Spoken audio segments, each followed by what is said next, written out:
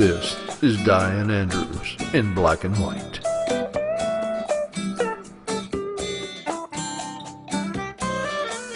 The issues you don't want to talk about. The arts and entertainment you need to know.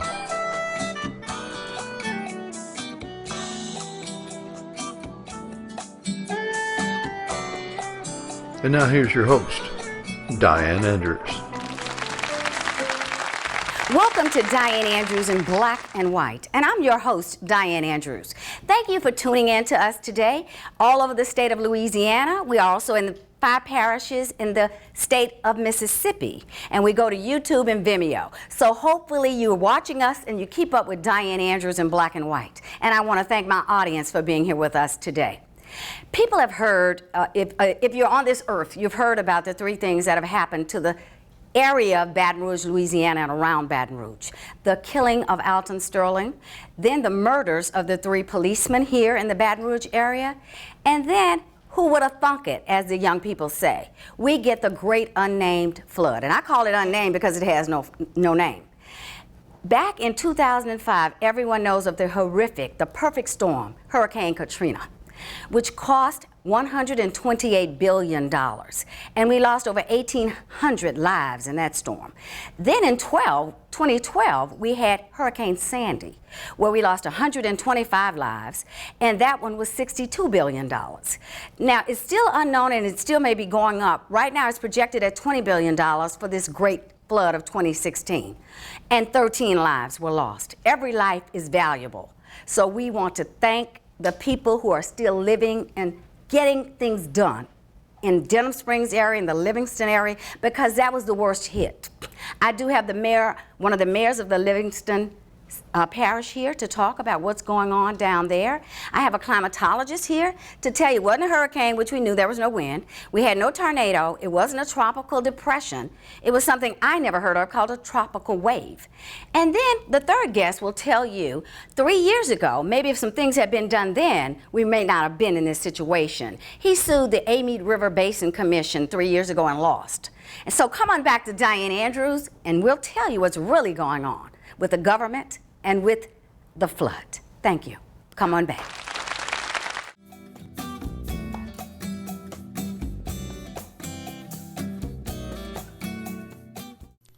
Order your copies now of Dianne Andrews' latest books, Third Man Out, a suspenseful mystery by Dianne Andrews, and Gumbo for the Heart, 25 stories of faith, hope, and charity, both available now on Amazon.com.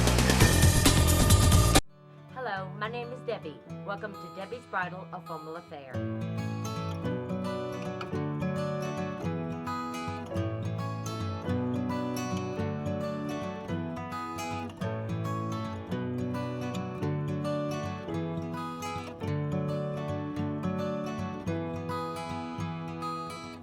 My name is Raven. I work at Debbie's Bridal and she makes your dreams come true. Thank you for coming back to Dianne Andrews in Black and White. Let me introduce you to the 3 very distinguished people I have on this panel to talk about what's going on with the flood. First, I have our climatologist for the state of Louisiana. Yes, climatologist. I never heard of it either. I did a show once on suicide, and I had the 4th best suicidologist in the world, which I'd never heard of suicidology before. So I looked up climatology, Dr. Barry Keim. That's correct. From LSU. And you got it right. I got it right this time. I was having a problem with his name. So he is a PhD in geography. He works in geography and anthropology over at Louisiana State University. He works in storm surges. In fact, with an agreement with the University of Oklahoma, you all have created the largest surge database in the world. That's correct. So tell us this problem. You told me it's a tropical wave. What is that? Yeah, we basically got hit by a tropical wave, which doesn't sound all that daunting, but basically a tropical wave. I would have thought of that on the Pacific Ocean somewhere. Yeah. A tropical wave is the precursor to a hurricane. Tropical waves turn into tropical depressions, which can turn into tropical storms, which can grow up into hurricanes. So it's like a hurricane in its infancy, if you will. And this storm, actually, I've been able to trace its origins all the way back to about August the 3rd. Now, keep in mind, the rains here really didn't get going with a vengeance till about August the 11th. Yeah. So this thing kind of bobbed and weaved along the Florida coast, It remained a tropical wave the whole time, and spent a week producing rains up along the the north central Gulf Coast, mostly in Florida. And then eventually it came into our region, and was just unleashed catastrophic rains. And the Weather Service had measured some of the highest, what we call precipitable water values in the atmosphere. What that basically means is the atmosphere was just really juiced with moisture. And this storm was particularly efficient at converting all that moisture into rainfall and putting it on the ground. And the amounts of rain are staggering, and we can talk about that. I read somewhere 6 trillion gallons of water fell in 3 days. That sounds reasonable. And they said you could go up the Empire State Building and back down. Now, next to you, I have the Mayor Ramsey, who's going to talk after you, or we can interject if you all want to. He's the mayor of Walker in Louisiana, in Livingston Parish. And then next to him, I have Attorney Steve Irving. So, but first, I wanted to introduce you, and you go on and complete the talking. So 6 trillion, I can't even imagine. They say you could put it up and down 5 times the Empire State Building, that amount of water. So to put some perspective on how much rain fell in Louisiana, Yeah. I mean, the footprint... How many parishes was it? 15, you all, I read? Because it went up into Lafayette and up there too, but not the severe flooding we had, correct? I'm not sure the number. Yeah, of I saw some in Lafayette, didn't it? Oh, yeah. Yeah, it flooded in Lafayette too. They had over 20 inches of rain in Lafayette. Yeah, New Iberia, all of that flooded. Exactly, Yeah, exactly. Yeah, that was it's another, over 15 parishes. There's another bullseye over there that we're not talking about too much because we have our own problems Right. here. But they've got the same problem we're having in some of it. oh yeah, they don't have an I-12 with a dam created by the wall, do they? Like we do. I don't think they have those kinds of issues, Yeah. but they did flood, and they had catastrophic rains over there as Yeah. well. But to put the rains in perspective, a 100-year storm event for Baton Rouge is about 14.2 inches. So you'd expect that much rain or more to occur only once every 100 years on the average, or a 1% chance in any given Well, year. they had the 1983 Yeah. Well, flood here. yeah, we've had some catastrophic Right. rains around here. Right. But then a 1,000-year event for this region is about 21.3 inches. Well, we had 9 stations in Louisiana that exceeded a 1,000-year rain event in this storm, and the highest amount fell at that was in Watson, you all said earlier. Yeah, Watson. Watson, had 31.9 or something? 31.39. 39, yeah. And if you put that in perspective, though, that is more than... And that's in Livingston Parish. I just want people to know where near Walker. That's more than twice the rain that you would expect in 2 days in a 100-year event. And it's more than 10 inches greater than the 1,000-year event, which is just mind-boggling. Why to me. couldn't we, climatologists, you all study this, people are looking at it, they have the hurricane trackers, although it wasn't a hurricane, but it could, you say it's a precursor to a hurricane. So why couldn't someone tell us this may happen? Well, the Weather Service was on top of it, and they were forecasting, like for the Friday when most of the rain fell. I don't know. I left work Thursday night, and we worked till 9 or 10 o'clock. Because I'm like Donald Trump, I pay for this show myself. It is my charity, so I have a real job too. My car, I was in a sports car, and it was up to the hood that night when I left work at 10 o'clock. Wow. It was bad in Baton Rouge Thursday. Oh, yeah. Thursday night, we had a lot of rain. Yeah, in fact, I was at home watching the Olympics with my family, like Yeah. many other families, Yeah. and it started to rain that night. It Yeah. rained all evening. It literally rained all night long, because I went and looked up the Baton Rouge data, and every hour had rain. And this was really interesting to me. On Friday, it literally rained every single waking moment of the day. Right. I went to bed on Friday night. It was still raining. It rained Right. all that night. That's right. And it continued to rain into Saturday morning. But 32 Baton straight hours Rouge of didn't rain. get but 18.9 or something like that. It was the highest I read. But we're going to go, it didn't get as much water as Livingston, which is what, 20, 30 minutes away from Baton Rouge. 90% of your parish flooded, is that correct? About 87.7 or something? I think 90% of Denham Springs flooded. Okay. Probably 50% of Walker flooded. And then as you go eastward, there's varying amounts. So parish-wide, I'm not sure. And I will defend the state climatologists in one aspect of this. We had our local meteorologist call us and warn us, He be did. careful, this looks like it might approach 83 rainfall event. So we were prepared. Attorney Irving, did you see that in Baton Rouge? You live here, right? We had a private phone call. Oh, okay. And we have a good relationship. Right. And so we were prepared. We had sandbags ready. We had our canals cleaned. We had our culverts open. Didn't had our anybody people tell on Kip standby. Holden, our mayor in Baton Rouge? I can only tell you that we were prepared Yeah. for an 83 type flood. But in 83, the city of Walker got no water. And this was much worse than 83, I understand, right? Well, it was, but I don't know what the rainfall event for 83 in Walker was. I do know that we had, according to our rain gauges, 17 inches over 3 days and 26 inches over a 7-day period. During Isaac in 2012, we had 21 inches over a 3-day period. We can go back probably since '83 and tell you there's probably 20 times that we've had over 10 inches. So I know that Mayor Ramsey, an Arkansas guy from Arkansas State University, right? And years ago. You've been here ever since. Your BS and MS are from up there in Arkansas Yes, State. ma'am. But I know that you've been an alderman for 8 years, and this is your first term. I was an alderman for 8 years from 2001 through 2009, and I was elected in the mayor's position in the end of 2012. This is like Kip Holden, recently after he was elected Katrina, and we did so much of the work for Katrina here in Baton Rouge, and you and two other mayors, the mayor of Central, Mayor Shelton, and Mayor Landry from Denham Springs went on the Hill. You went before. Yes, ma'am. U.S. House of Representatives, was it who you went subcommittee? It was a congressional subcommittee for the House, yes. Tell us why. Tell the audience why and what happened. Well, the purpose of the trip, which was organized by Senator Micah, who was the chair of the committee, and by Representative Garrett Graves, was to basically... Louisiana Representative Yes, Garrett Graves. was to basically evaluate FEMA's response to this disaster. And FEMA was invited to this show, and they had accepted. For 10 days, they told me they were coming, and 3 days ago, they probably saw Mayor Ramsey's name somewhere and said, I'm not coming. Okay. But FEMA didn't even send their head official. They sent a subordinate to the subcommittee, which made our congressional representatives very upset. Yeah, I saw something Cedric Richmond said out of New Orleans. Yeah, Representative Richmond was there. He was very vocal because he experienced Katrina, and he was very sympathetic to our area.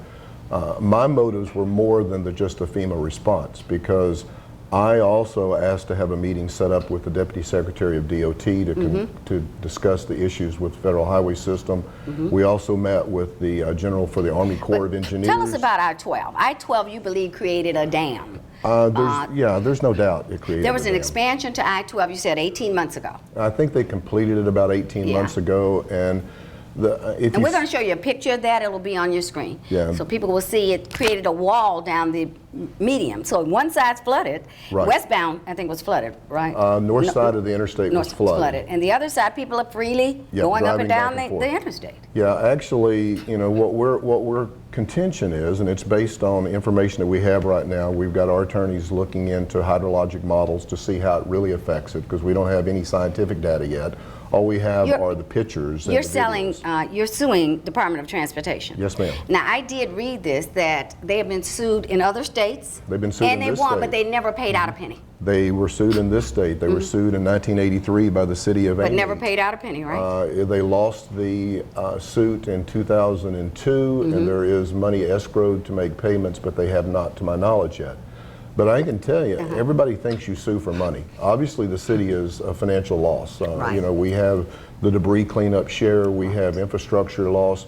The suit, for my intention, was to make them make changes in the interstate system and not to continue to do this to other parts of the state. Because you told me they're planning to do this to all of I-12 from Baton Rouge and to Mississippi. To Mississippi. Now let's talk to Attorney Steve Irving, a guy from up North Louisiana. And if you watch me, anybody I have from North Louisiana, I say is a good person. You're near North Louisiana, so you're okay. I don't know where you're from. Yeah, that's but southern Arkansas. You're near Jonesboro up there in Arkansas. But you're from Alexandria, went to LSU, you've been a lawyer since 1974. So you've been a lawyer quite a while, and you've sued the Amite River Basin Commission before. For what purpose and what happened? Well, the argument in the suit was that they had collected all these taxes. At that time, it was like $15 million that they collected. It's probably closer to 20 now. And they hadn't really done anything. Because tell you folks, it's coming out of people in East Baton Rouge Parish. It is coming out of, we pay taxes for the Amite River Basin Commission, who was invited. Well, I tried to even talk to them. I called them twice to get a representative to come on the show. They never even called me back. But Attorney Irving, you all were trying to get them to complete what's called the Comite River Diversion Channel, which takes water from the Amite and the Comite River into the Mississippi. That channel would, correct? The idea was it was a fish or cut bait. Either build the diversion canal or give the money back. And the Darlington Reservoir was a part of that also, right? And I understand a lot of the residents, what I had read, didn't want it there, but you can't get everything you want. Do they still have a house today? I bet they want it now if they don't. So you all sued DOT, you sued the Amy River Basin Commission. Amy River Basin Commission, because they had the money. And they won. Well, you lost. No one won a lot, but you did not get anything. We did not win the suit. Because it would have been the first time ever a suit like this had been done. It would have been a precedent, right? Suing to get tax money back on the theory that the tax was passed with essentially misrepresentation about what was going to happen was an unprecedented thing to do. And we thought we had a pretty good argument for it, and it didn't work. But, I asked you, were you going to sue again? not on that theory. I think you got a lot more evidence now, right, to prove that it could have happened? I think the I-12 situation is complex. Right. And you've got there is precedent for suing for the interstate causing flooding. There's precedent in Louisiana for that. There's not precedent for the state paying the judgment, but there is precedent for a judgment. But as you say, successful. it's not all about money. You want people to do the right thing, because this can happen again. And you know, urban sprawl also has something to do with this, from what I'm reading, because there's no where for the water to grow to. In 1983, we didn't have the developments in Livingston, and even some in Baton Rouge and Zachary as we have today. We're 3 times bigger in some of these areas as far as urban sprawl. Yeah, the more of these impervious surfaces we build on the landscape, the more this water is going to run off. And not soak If we into don't do soils. something, water falls to the lowest level, right? I mean, Well, and that's part of the problem, Diane, is that, and I agree with Barry 100%, the development does cause issues, but when you modify an interstate system across the floodplain, this is an established floodplain that they raised the elevation from about 40.5 feet to about 46 feet, with no outfall, with no additional drainage, with no consideration what it would do in the event of this, quote, 100-year, 1,000-year storm. how can people rebuild? Well, that's going to They be an can't. issue, but the definition of a 1,000-year storm didn't even come into play until, what, 2012, 2014? I mean, how do we know how many 1,000-year storms that we've had? Right, we won't be here, that's for sure. It wasn't weren't decided. here. Well, we may. We won't be. We weren't for the others. I think you will. Well, I bet you the 83 was a 1,000-year storm, and the 100-year storm We know was Katrina 10 was, inches. Katrina, Is that right? Yeah. Like We've 12 had or at 12, least 5 or 10 100-year storms in Walker in the last 20 years. Well, why are they calling it a 1,000-year storm if you have them every 2 or 3 years? Why don't we call it the Someone 2-year has storm? to define it. They have to define it in some manner, Right. and they don't look at it for a locality. They look at it Universally, nationwide. yeah, universally, yeah. So when you did go to FEMA, I know you told me you only have 2 mobile homes for the entire community To this that day. needs them in Walker. Right. Is it about the same in the rest of Livingston Parish, in Watson, and Central, and in Denham Springs? There's a few more in Denham, but when you consider 90% of Denham residential homes were lost, the percentage is still low. Central was hit extremely hard. I think they had almost 90% of their homes lost. Their businesses came through, but they lost their homes. Denham lost business too, I understand. Denham lost up 90% Everything, of their business. right. We were lucky from that standpoint in Walker, and you know, our contention, Diane, is that this was not a rainfall event that flooded Walker. And the water in Walker actually started receding on Saturday. It was clear, pure rainwater. Right. And in the afternoon, when the rains eased up, it fell 4 inches. Our drainage had held, and we had seen this before. People had a beer, people watched football, people partied. I was talking to the Unsung Hero survivor that you recommended the other day, who will be on the Unsung Hero show with the Cajun Navy and the Cajun Army in a couple of weeks. And she said, yeah, they were happy. It was like, it reminded me of Katrina, because Katrina thought they were safe. And then the walls broke. And then the levees, the walls, the levees broke. And it's the same thing with you all. What made the water rush back in after it had ceased? It didn't rush in, it rushed down. It rushed that's down. The issue. Okay. The Amy River had only 3 natural outlets for it to cross the interstate. One would be at Highway 16, 4-H Club Road, and the other one is in the Amy River Bridge itself. So when you have and we're going to show you a map water, also of Livingston Parish. when you have on that the much screen. water north of you trying to get south, Yeah. it's like 3 small holes in a bucket. If you pour all the water in at once, it flows over the bucket. Well, we couldn't flow over this bucket. They built it 6 feet higher. So until the water reached that level of 6 feet, it couldn't flow around the wall, it couldn't flow over the wall. We created the largest retention pond in the history of the country and flooded thousands and thousands of homes. because they put this wall here without adding any additional drainage. Did most people have flood insurance where they in what No. they call a flood zone? But They isn't there weren't something in called a the flood floodplain zone. too? They weren't in the Isn't there flood something called a zone. floodplain? Oh, sure. Yeah, absolutely. If you live in a floodplain, you should have flood insurance also, right? You shouldn't have built there in the first place, but if you do, you should have flood insurance. Well, Absolutely. now, see, I'm going to disagree with that because you can be in a floodplain, but you Loma out. Corps makes you build your house above base flood elevation. Some of these houses were built 4 and 5 feet high and still got 3 feet of water. Well, let me ask you this, Attorney Irving. Did you all talk about this in a lawsuit and see that this potentially would happen in Livingston and Baker, some of Baton Rouge? It's 30% of Baton Rouge flood. We focus more on the money. On the money, on just following yeah. the money. Yeah. You've got, I think they built a flood control structure, but there's no water, there's no canal to take the water to the flood control structure, so it's just a big piece of concrete that's out there doing nothing. My undergrad degree is mathematics. I just don't know how you pay people for all these years since 1986.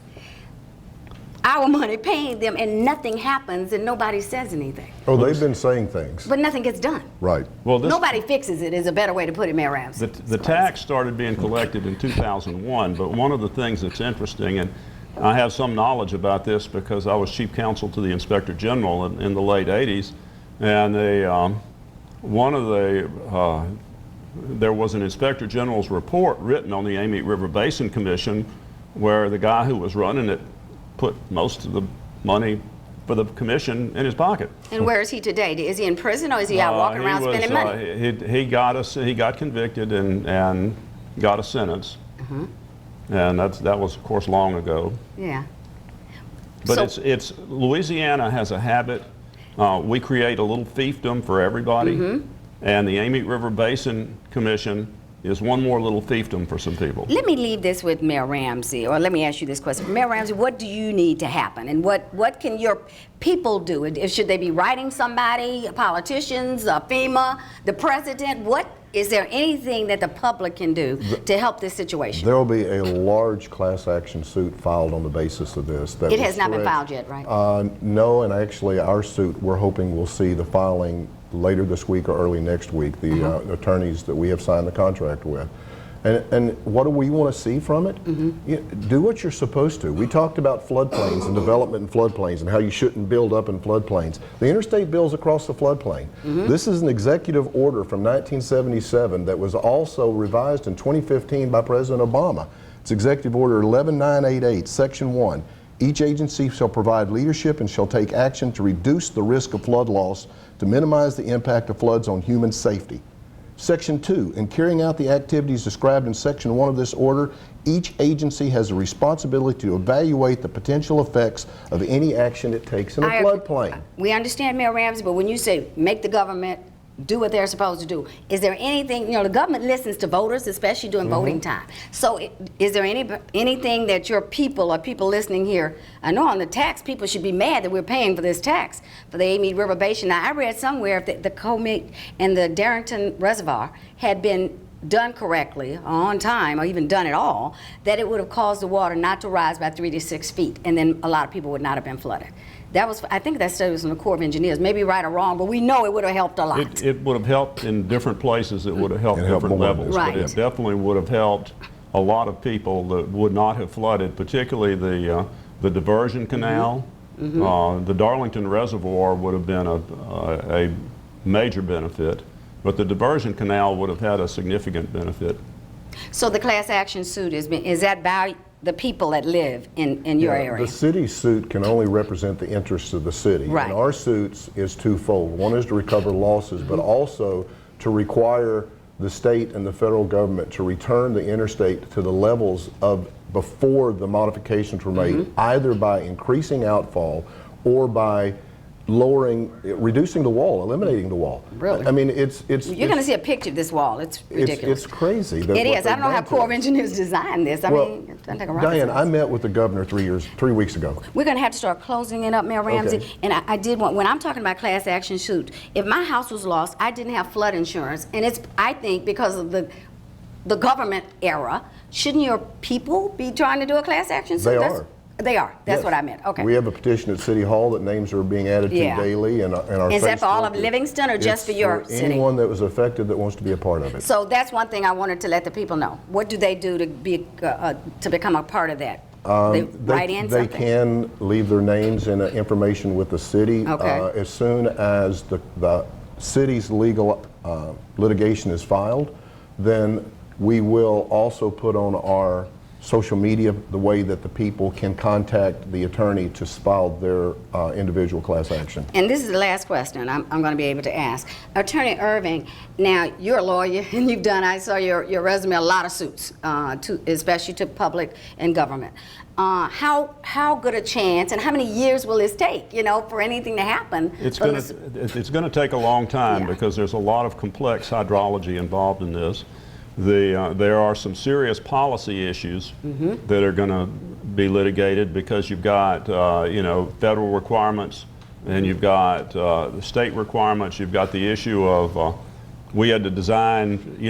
Everything has a design criteria. So. Have you ever met with the Corps of Engineers? They would be the ones who designed did. that, right? And they thought it was a good design. From a school did safety they go to? standpoint, but you know what? Good ideas don't always have good results. That's right. From a safety standpoint, it was a good idea. From a floodplain management, it was a horrible idea. And I did talk to DOT Deputy Secretary in D.C. Department of and he Transportation. said they had very little input into the design of this interstate We're system. going to have to was cut the it state. off, and we'll bring you back later and let's see if anything happens. But thank you very much for all you coming. I think you were the three best people to show it from all sides. Thank you very much Thank you. for being Thank on you. Dianne Andrews in Black and White.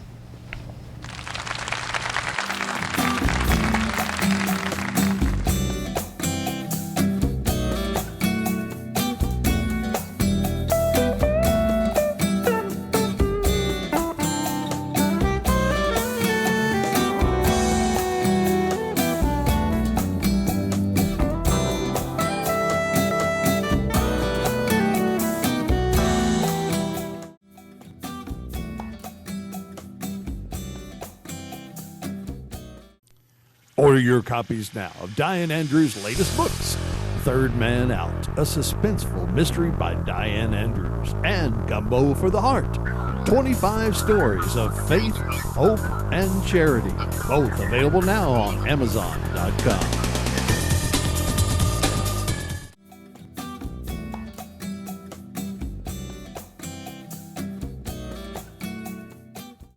Hello, my name is Debbie. Welcome to Debbie's Bridal, a Formal Affair.